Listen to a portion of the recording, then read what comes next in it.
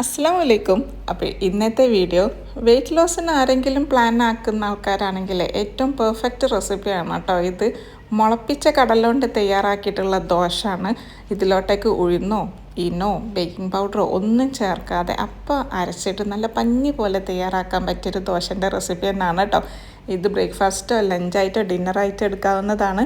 അപ്പോൾ ഇതിൽ പ്രോട്ടീൻ അടങ്ങിയിട്ടുണ്ട്, വിറ്റാമിൻ അടങ്ങിയിട്ടുണ്ട്. കണ്ട് നോക്കി നോക്കൂ. ഇഷ്ടപ്പെടുകയാണെങ്കിൽ ഫാമിലിക്കും ഫ്രണ്ട്സുകൾക്കൊക്കെ ഷെയർ ചെയ്തെടുക്കാനൊന്നും മറക്കരുത്. അപ്പോൾ നമുക്ക് നേരെ വീഡിയോയിലോട്ടേക്ക് പോകാം.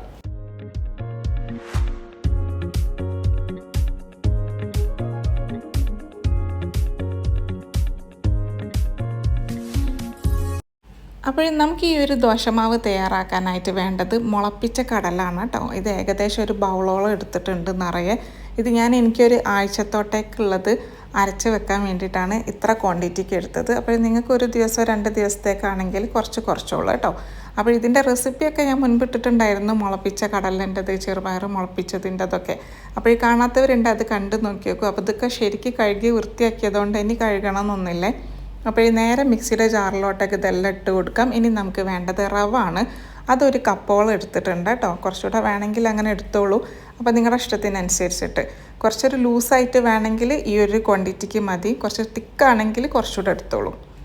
ഇനി നമുക്കിതിലേക്ക് പച്ചച്ചീര വേണം, അതായത് സ്പിനാച്ച് ഉണ്ടല്ലോ, അതാണ് നമുക്കിതിലേക്ക് വേണ്ടത്. പിന്നെ നാട്ടിൽ നിന്നും കൊണ്ട് നല്ല ചീരാമുളക് ഉണ്ടായിരുന്നു, അത് 2 ഇട്ടിട്ടുണ്ട്. അത്യാവശ്യം സ്പൈസി ഉള്ളതാണ്. പിന്നെ അതേപോലെ പുതിനയില, അതൊരു പിടിയോളം അങ്ങനെ എടുത്തിട്ടുണ്ട്. എന്നിട്ട് നമുക്കിതിലേക്ക് 2 ബൗള് വെള്ളം ഒഴിച്ചു കൊടുക്കുക. അതായത് ആ ഒരു നമ്മൾ റവ അളന്നെടുത്തിട്ടില്ലേ, അതിൻ്റെ ആ ഒരു 2 കപ്പോളം അങ്ങനെ എടുത്തിട്ടുണ്ട്. എന്നിട്ട് നല്ല പോലെ അരച്ചെടുക്കണം.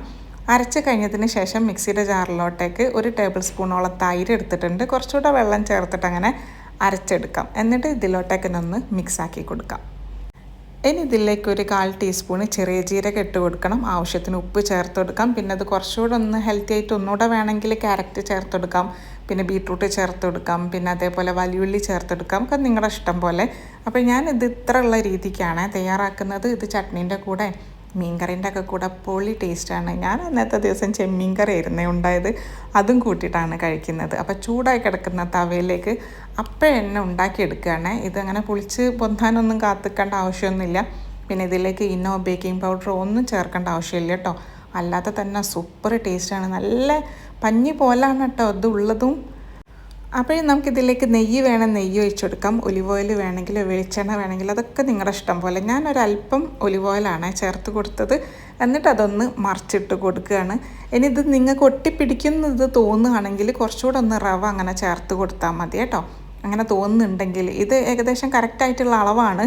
പക്ഷേ നിങ്ങൾക്ക് ചിലപ്പോൾ ഒട്ടിപ്പിടിക്കാൻ ചാൻസ് ഉണ്ട്. അപ്പോൾ കുറച്ചുകൂടെ റവ അങ്ങനെ ചേർത്തിട്ട് ഒന്ന് തിക്കാക്കിയാൽ മതി കേട്ടോ. അപ്പോൾ ഞാനിവിടെ കുറച്ചധികം അങ്ങനെ ഉണ്ടാക്കുന്നുണ്ട്. ഇവിടെ മക്കൾക്കൊക്കെ വലിയ ഇഷ്ടമാണ് ഈ ഒരു ദോശ. അപ്പോൾ നമുക്ക് എല്ലാവർക്കും കഴിക്കാനായിട്ട് കുറച്ചധികം തന്നെ ഉണ്ടാക്കുന്നുണ്ട്. പിന്നെ ചട്നീൻ്റെ റെസിപ്പിയൊന്നും കാണിക്കുന്നൊന്നുമില്ല. ഇതിന് മുൻപ് ഞാൻ പല ചട്നീൻ്റെ റെസിപ്പീസൊക്കെ കാണിച്ചിട്ടുണ്ടായിരുന്നു. കാണാത്തവരുണ്ട്, അതൊന്ന് പോയിട്ട് കണ്ടു നോക്കിയോ കേട്ടോ. അപ്പോൾ വെയിറ്റ് ലോസ് ആരെങ്കിലും പ്ലാൻ ആക്കുകയാണെങ്കിൽ ഇതെന്തായാലും ട്രൈ ചെയ്ത് നോക്കുക. ബ്രേക്ക്ഫാസ്റ്റിന് 2 ലഞ്ചിന് 2 ഡിന്നറിന് 2 ഒരു 1 വീക്ക് ഇതേപോലെ ഒന്ന് കഴിക്കുകയാണെങ്കിൽ എന്തായാലും വെയിറ്റ് കുറയും കേട്ടോ. അത് ഗ്യാരണ്ടിയാണ്. പിന്നെ ഇതിൻ്റെ കൂടെ നമുക്ക് വീട്ടിലുള്ള എന്ത് കറിൻ്റെ കൂടെ കൂട്ടി കഴിച്ചാൽ മതി. പിന്നെ ഇതിൽ പ്രോട്ടീനും അതേപോലെ വിറ്റാമിനും കാർബ്സൊക്കെ അടങ്ങിയതാണ്. അപ്പോൾ ഇതിൻ്റെ കൂടെ വേറെ ഒന്നും ആവശ്യമൊന്നുമില്ല. ട്രൈ ചെയ്ത് നോക്കുക. ഇഷ്ടപ്പെടുകയാണെങ്കിൽ ഫാമിലിക്കും ഫ്രണ്ട്സുകൾക്കൊക്കെ ഒന്ന് ഷെയർ ചെയ്ത് കൊടുക്കാനൊന്നും മറക്കരുത് കേട്ടോ. അപ്പോൾ ഒരു സൂപ്പറായിട്ടുള്ള ഒരു ബ്രേക്ക്ഫാസ്റ്റ് റെസിപ്പി തന്നെയാണിത്. ഇനി ഇതിപ്പം വെയിറ്റ് ലോസ് ചെയ്യുന്ന ആൾക്കാർക്ക് തന്നെ വേണമെന്നൊന്നുമില്ല കേട്ടോ. അല്ലാതെ ഒരു വ്യത്യസ്ത രീതിയിലുള്ള ദോശ കഴിക്കണം എന്നുണ്ടെങ്കിൽ ട്രൈ ചെയ്യാം. Bye bye.